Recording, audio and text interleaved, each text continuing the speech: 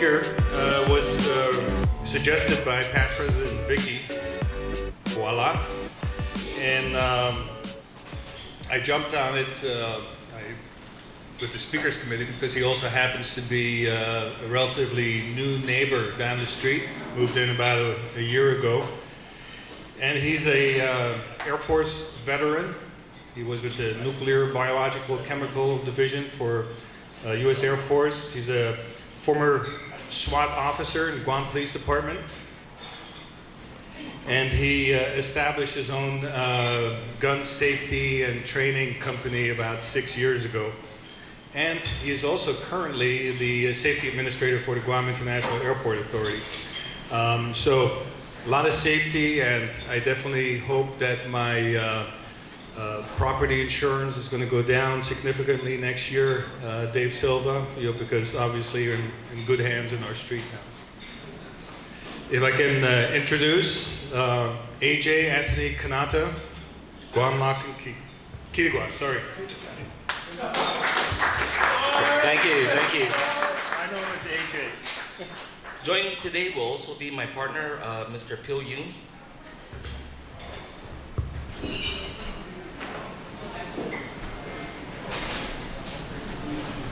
Who we are, our mission. Our mission is to provide the best training, education for all firearm,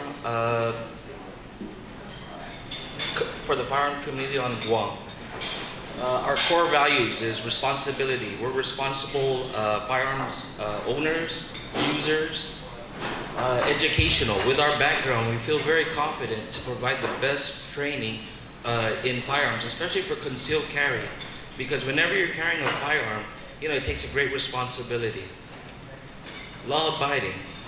Not only are we law-abiding, but we also, in our courses, we provide the breakdown, the key breakdown whenever you're dealing with firearms, like the public laws that we must adhere to. Public Law 32-111, the Council Doctrine, where you can defend yourself, your family, in your home, your vehicle, and your business. Public Law 32-150, which is the law that we must follow for firearms, where we, for instance, where we can carry our firearms, when we can use our firearms, and what it takes to qualify to be a firearms owner on the island of Guam. Open-minded. We just like to express we're not attorneys. Everything that we talk about in our classes is from our experiences. Like for me in my past when I was a police officer, I've gone to the court system many times for folks that we identify, be it home invasion, assaults, so on and so forth. Especially now with this pandemic, people are getting more and more desperate. Just like what my good neighbor, Mr. Paul Packbear mentioned, back in the day, the neighborhood would be so safe, you didn't need fences. But because of this pandemic, I was forced to erect a fence in my home, and now I'm trying to harden it even more by obtaining a couple of dogs so as to not be a soft target for folks that might try to break into my home. Ability. What we like to do is empower our students by providing them the roadmap for success, because owning a firearm, it takes a great responsibility. You need the right, path to take to ensure that it's not just carrying a firearm, it's you carry it properly, and you are empowered to use it if you must in defense of yourself or your family. Dependability. With us, we provide 24/7 service for all our students. If they have a question, even a year after taking our class, we're willing to help them out to answer their questions, be it with the law, choosing a firearm, or what have you. Reasons to own a firearm. The number one reason should be personal defense and home defense. That's the reason why we have Public Law 32-111. There's a lot of folks that just end up purchasing a firearm and not knowing the safeties that are required whenever you're owning a firearm. And what could happen is loss of life. It could be you losing your life, the firearm owner, or you could take your family's life by not following the 4 safety rules, which is critical. And that's the reason why, like, folks who have never taken a firearms course or been in the military or law enforcement, it would be the best route to take a shooting course from a reputable provider. Hunting. A lot of folks purchase firearms to go hunt, be it sport or to put food on the table. But I myself have experience where I responded to a call where a group of folks went into the jungle to go hunting. They didn't have no firearms experience and there was a loss of life. It could have been prevented if they had gone through a proper firearms course.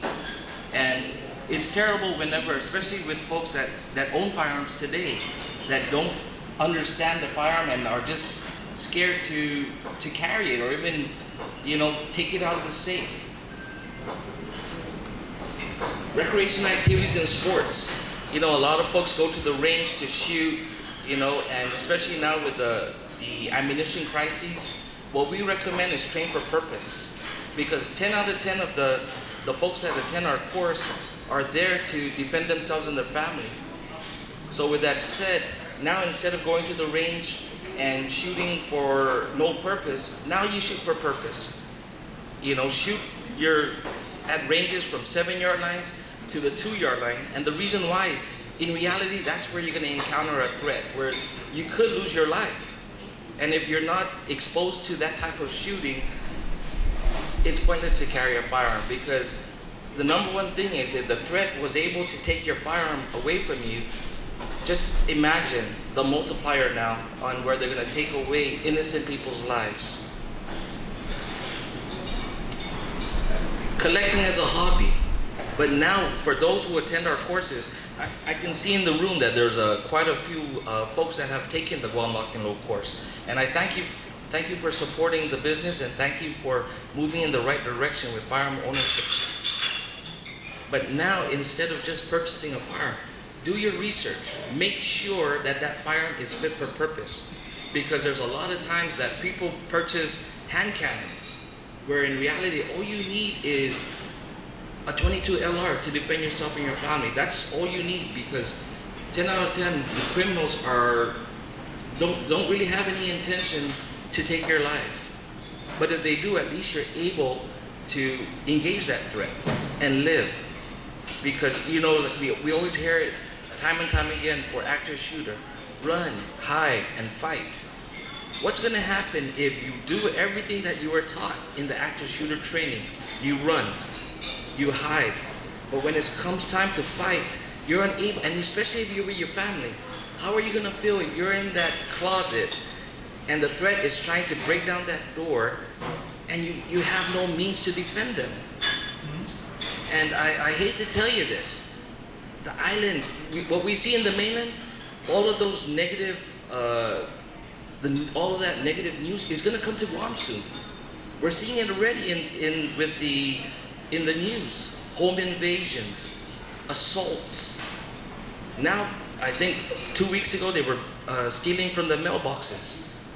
Before that stopped, or once the thieves identified that they're not going to get anything from the mailbox, they're going to move to the second level, which is breaking into homes. And the worst thing is, if you're in your home, what are you going to do? Because there's a lot of folks, I have a bat, I have a machete.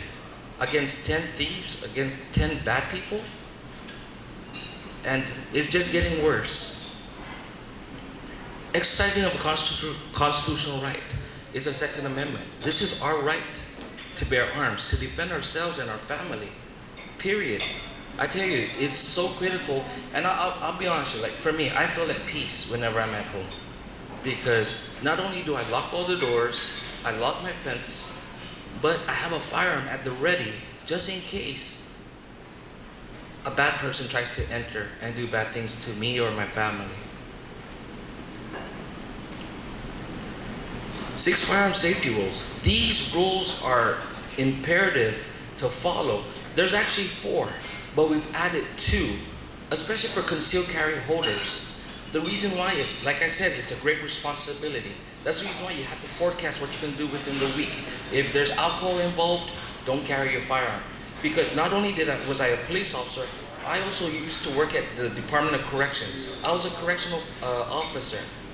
It's terrible, especially now with the overcrowding. The conditions are horrid. So that's the reason why you want to make sure you follow the laws that we're abided by.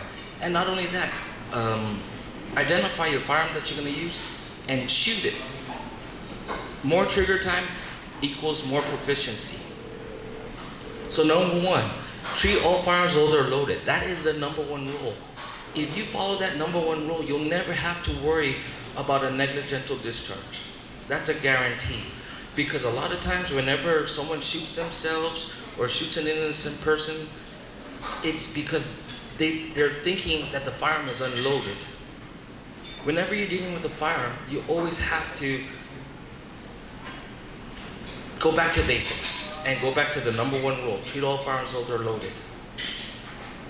Number two, always point your firearms in a safe direction. It takes practice. We've trained over 4,000 people on Guam, and even though we tried to hammer it in them to keep that gun pointed in a safe direction, finger off the trigger, so on and so forth, when we get to the range, they end up pointing their guns at somebody.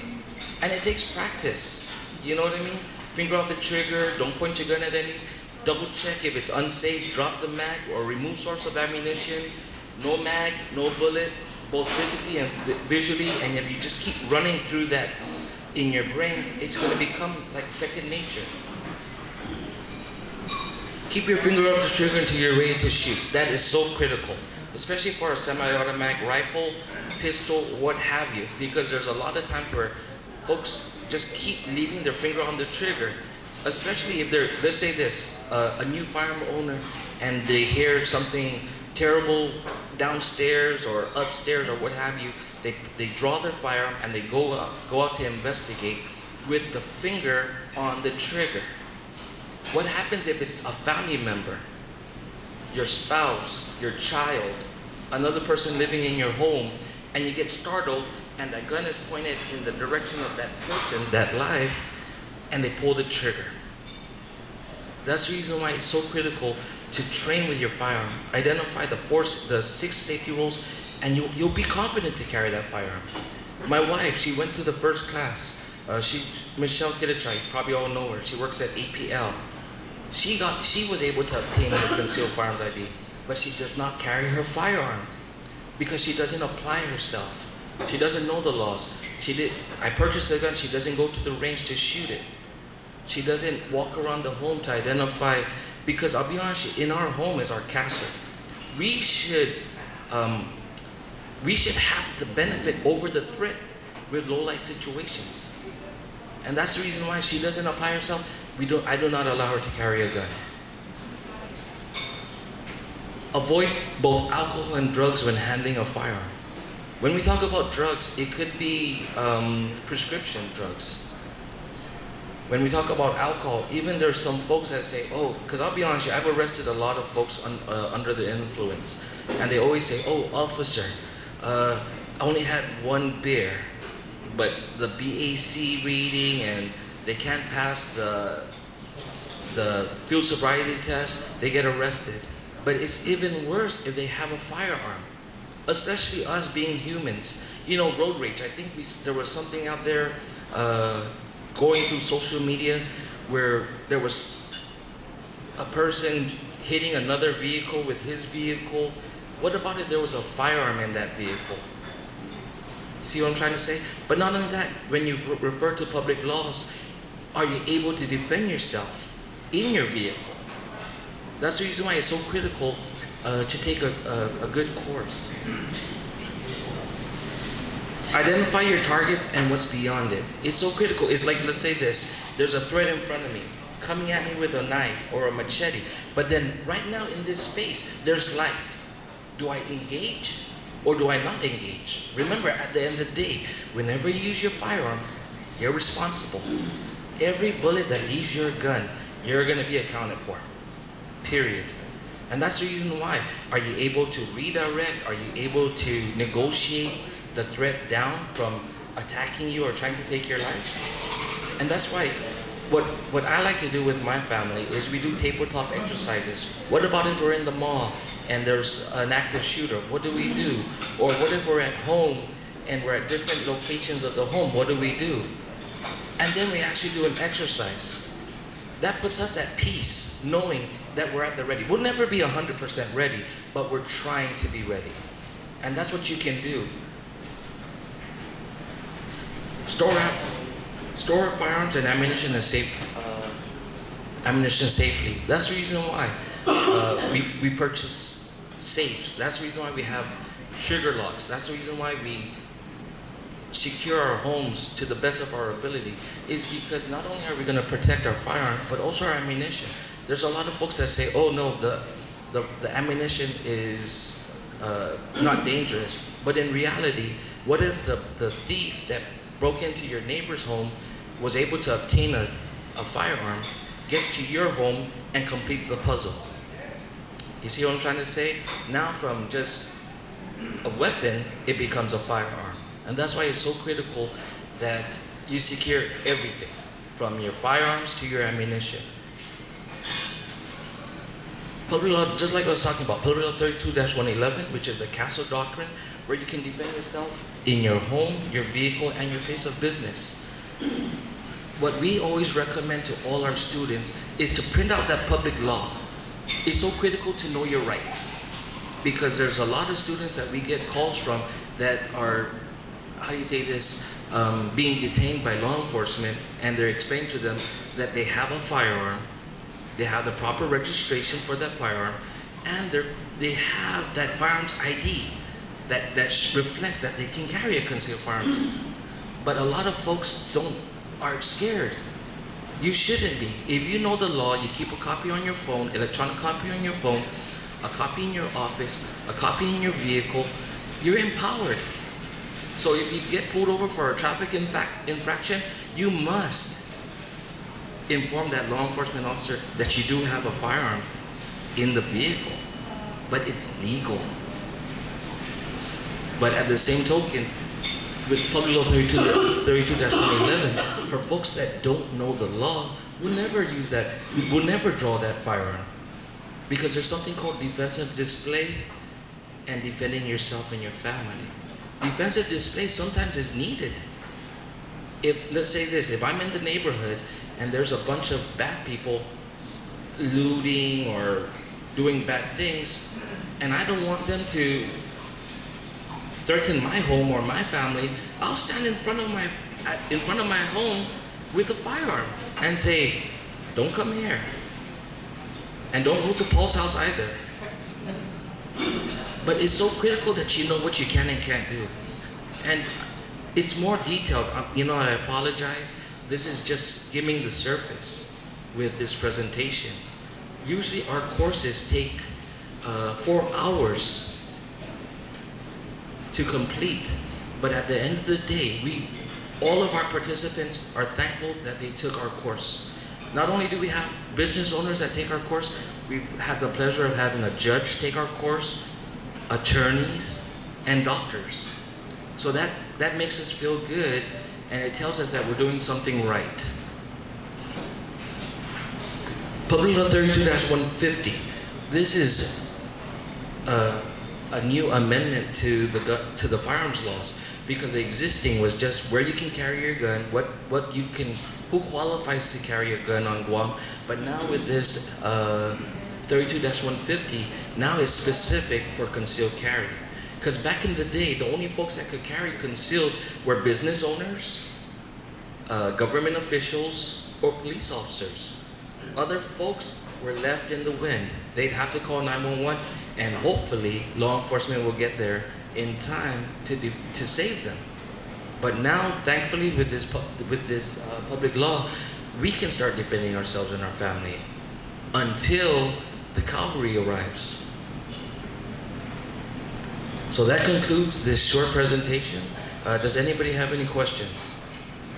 Yes. DJ, I remember almost 30 years ago, I had to write a character reference for somebody trying to get a firearms license on Guam. Is that still a requirement, or what kind of registration requirement? And thank you for that. Now, because of the pass or the add-on on Public Law 32-150, all you need is a certificate from an NRA instructor, a National Rifle Association instructor. So let's say this, a lot of, like last weekend I had a class. For those, a lot of folks are already messaging me that they went in on Monday and they were able to obtain a concealed firearms ID that same day. And that's excellent, because back in the day it would take months. Sometimes they would be declined. So now all you need is a certificate from Guam Lock and Load, and you can start carrying concealed. Yes, sir. Quick question, how do you feel about Silencers? For me,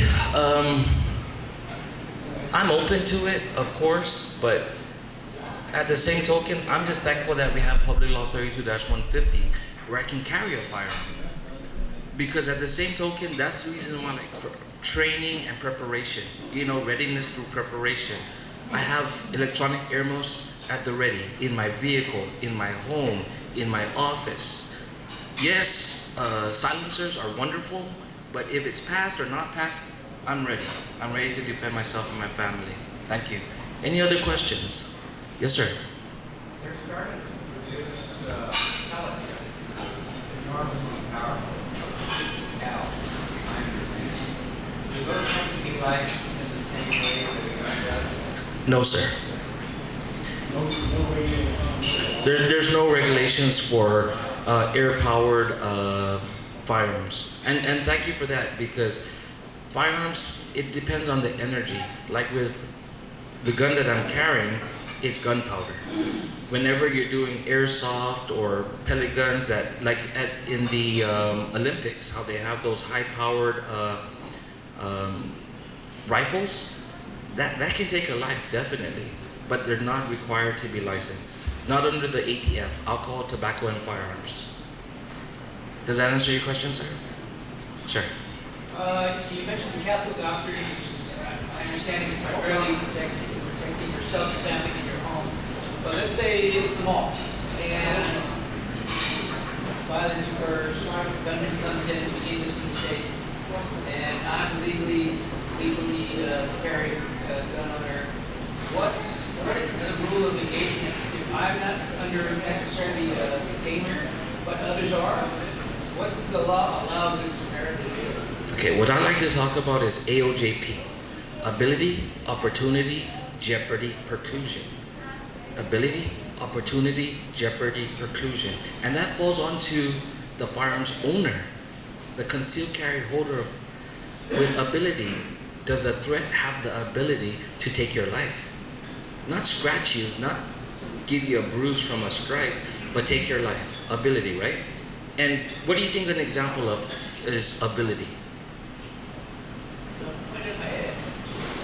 They have a weapon, they have a firearm, there's multiple bad people, they have a bad, exactly, ability, right?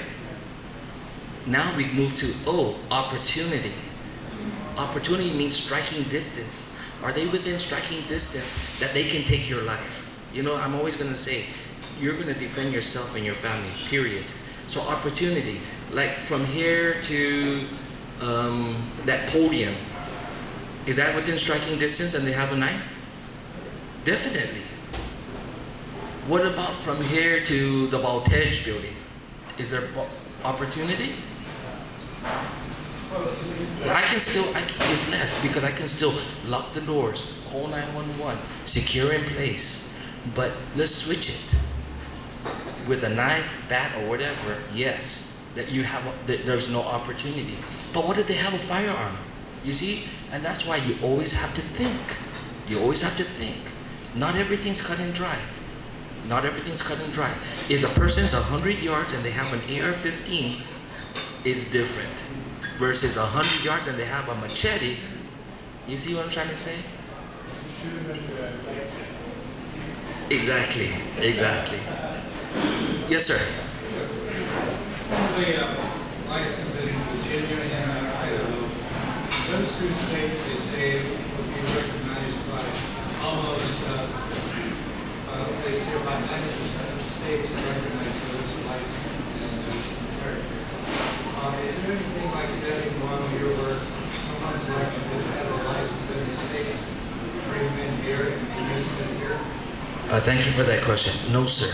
Currently, we do not have that. With Guam law, we have, for folks that are wishing to obtain, be it an open carry or a concealed carry, they're going to have to go through the process. They're going to have to, for let's say this, new firearms owners, they're going to have to go to the non-concealed process where they're going to have to get a money order, they're going to have to get fingerprints, where it's going to be forwarded to the FBI, so on and so forth. For concealed carry, it's an additional $103, where it's just going to be handled through our litigators, through the law section of the Guam Police Department to determine whether or not you can carry it concealed. Does that answer your question, sir? Okay, now we're going to go to jeopardy. Jeopardy is critical because remember, this is individual. This is where you're going to have to answer for your actions. So jeopardy, how did you feel at the time that you engaged the threat?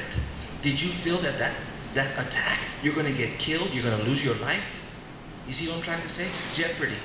It's like a person that's, because right now I'm maybe a good 180 pounds, and it's an individual that's 90 pounds, 12 years of age, with a marker. Am I going to be, but they're telling, that child is telling me, I'm going to kill you, I'm going to take your life. Is that jeopardy? Do you feel that you're going to lose your life from that individual? No. Versus a 6'4", 300-pound male individual, muscular physique, with a hammer. You see the difference? And it's so critical because you're the one that's going to have to answer to that in a court of law.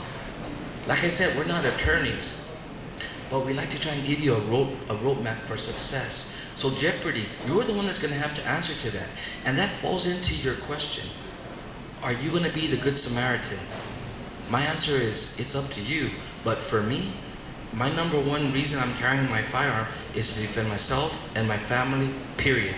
I'm not a police officer anymore. I'm going to want to take cover, or do what they say with active shooters. Run, hide, but when it's time to fight, I want to at least have some sort of level ground with the attacker, with the active shooter. But so last year was this video of a church service, and they had an active shooter started shooting people. I guess it was one guy who was an instructor like himself, back in the church, he was making bump. So where would that fall under? He was obviously defending the congregation, not in person. But I'll be honest with you, even with that said, with his proximity of the threat, all it would take is a slight degree turn for him to engage and shoot himself or his family. You see what I'm trying to say? That's why where we talk about opportunity. I'll be honest with you, if there was an active shooter at the GPO, I'm running home. I'm gonna see you later. But if the active shooter's right here and they're right next door and I see the firearm and I see the assailant, what would you do? Are you gonna try and take off and put yourself at risk of getting shot? Or are you gonna try and stand in place and defend yourself? And that's where it all falls down to the concealed carry holder. You see what I'm trying to say? Because there's a lot of folks that won't engage. And that's the reason why what we tell everybody that attends our course, this course will make or break you, or make that decision whether or not you're willing to carry a firearm, or if you're willing to continue your journey to become a concealed carry holder. It's so critical to know that, because it's pointless to carry a gun unless you're ready. But if you follow our roadmap, know the laws, identify AOJP, obtain the right firearm, go to the utilize your firearm, more trigger time, make sure that you can hit your target, you're gonna be empowered to carry your firearm. But if any of those elements are missing, I caution you, that hesitation because you're worried about, oh, what about if I'm at the mall or what have you, am I gonna engage? That split second could cost you your life. And that's why now let's switch it up. But before we go to your scenario, preclusion. Remember one thing, number one thing is we're not here. Life is priceless. That's guaranteed. Life is priceless, but our family's life is the universe. I tell you this right now, I would give my life up if I could, for my family. And that's the reason why we carry concealed. Because, you know, a lot of folks say, oh, I'm not going to carry concealed today because I'm not with my family. Do you not think your family needs you? Is that what you're really thinking? That it's okay for you to be killed by a bad person? Shame on you. You should fight for your life. And you must fight for your family. You must. And that's the reason why, for me, I carry all the time. Because I must live. I must defend. So preclusion, now I'll go back to preclusion, last resort. That's why it's critical to use the right words whenever you're going to engage your threat. And the words that we like to educate or share is stop, I have a gun, get out of here. Stop, I have a gun, get out of here. What does that tell the threat? Fight or flight, right? They can either proceed forward and kill you, or they can flee. How would you feel, and I'll be honest with you, if I'm drawing my firearm and I've already verbalized, stop, I have a gun, get out of here, and they move forward, what does that tell you? In an aggressive manner, what does it tell you? They want to take your life. They want to kill you. That's the truth. But what you must do is, it falls back onto the concealed carry holder, the firearms owner. Are you willing to defend yourself and your family? Are you willing to pull the trigger? And that's the reason why it's so critical that you form your own unit, your own team, and you start training together and have someone, like if I call Dave up and attack me, I'm already prepared. You see what I'm trying to say? Versus I'm shocked.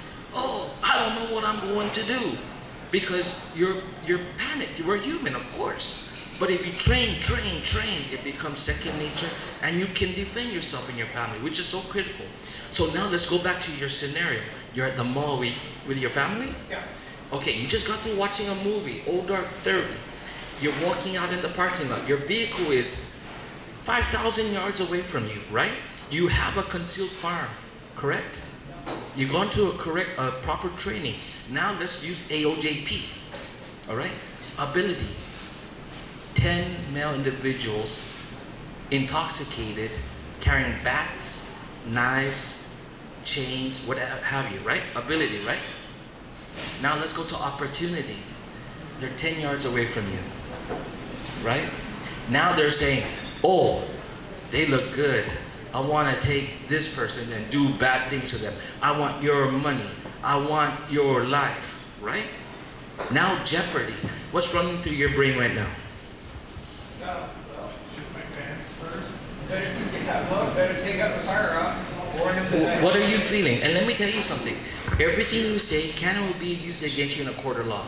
Everything you say can and will be used. I'll be honest with you. If that was me, oh my God. 10 male individuals coming at me, running at me at high speed with machetes, knives, what have you. I felt they're gonna kill me. Yes or no? And I'm fighting for my freedom, but it's the truth. It's the truth. Is that how you feeling? Exactly. You don't lie. You know, I'll be honest with you. And you can't hide that emotion. You can't hide that feeling when someone's coming to kill you. You can't. You can't. It's just like you get into a car accident. How many folks have gotten in a car accident? A fight or what have you. And the thing is, you ever notice when it's time to call for police, your hand is shaking, right? You're in shock. That's what's gonna happen to you. You're gonna get in shock if people are coming to take your life. So jeopardy, right? Is met, right? So ability, opportunity, jeopardy is met. Now preclusion.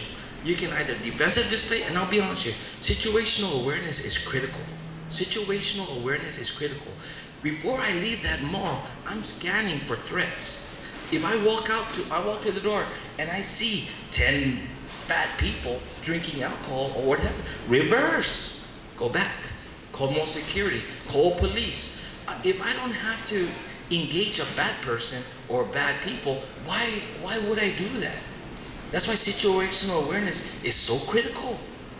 It's like, not only do I have a firearm, but now I'm going to be that responsible person. That's why you shouldn't be drinking, because the beer balls make you want to engage. Exactly.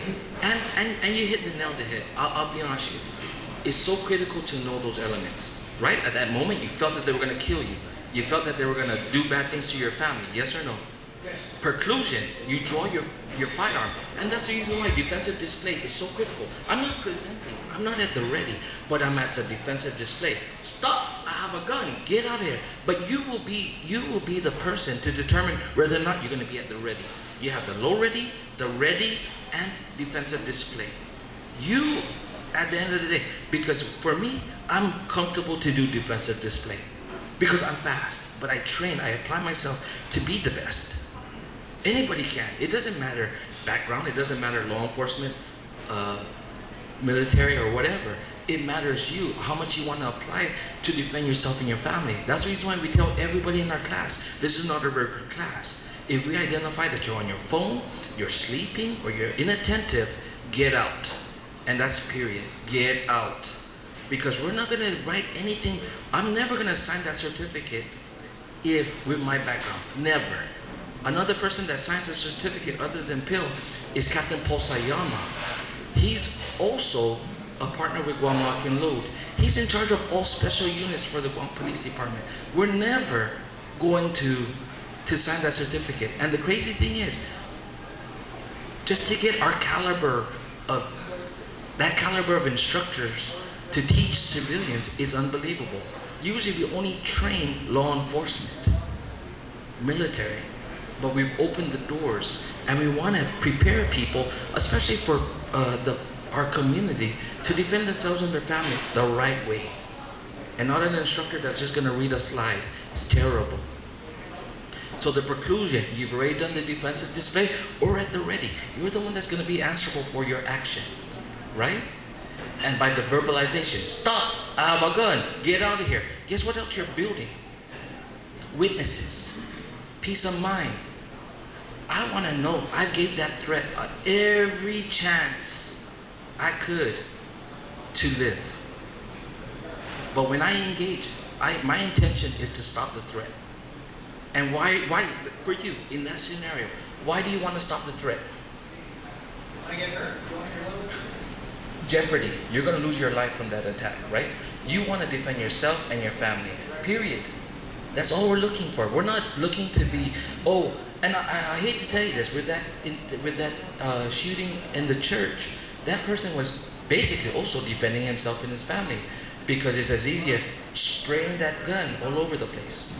But if I was in the parking lot of the church, reverse, and I'm going to call 911. You see what I'm trying to say? They'll go into the church. I won't. Because who's the bad person, who's the good person? You see what I'm trying to say? For law enforcement, we're trained to identify who's good and who's bad. But for good citizens like us, what if you engage a good person?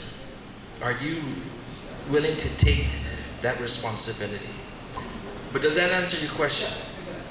Any other questions? How much rounds do you carry? For me? Yeah. A lot.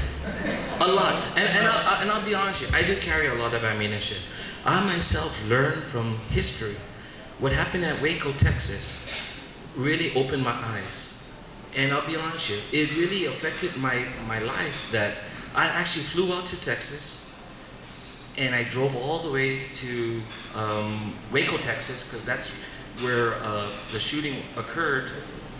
And I just wanted to thank that what occurred, to prepare myself to defend myself and my family. And that's the reason why. The number one thing is, whenever once you start your concealed carry journey, you always want to be more advanced, more trained, more prepared than the person that's trying to take your life. And that's the truth. I'm telling you. Discounts in advanced classes? Yes, we do. But the critical thing is this: invest in yourself and your family. Purchase the expensive firearm. Purchase the expensive ammunition. Shame on the people that want to buy secondhand cheap guns. Shame on you, because this is your life. This is your family's life. Any other questions? Yes. Paul mentioned a few minutes ago, why don't you shoot them in the leg?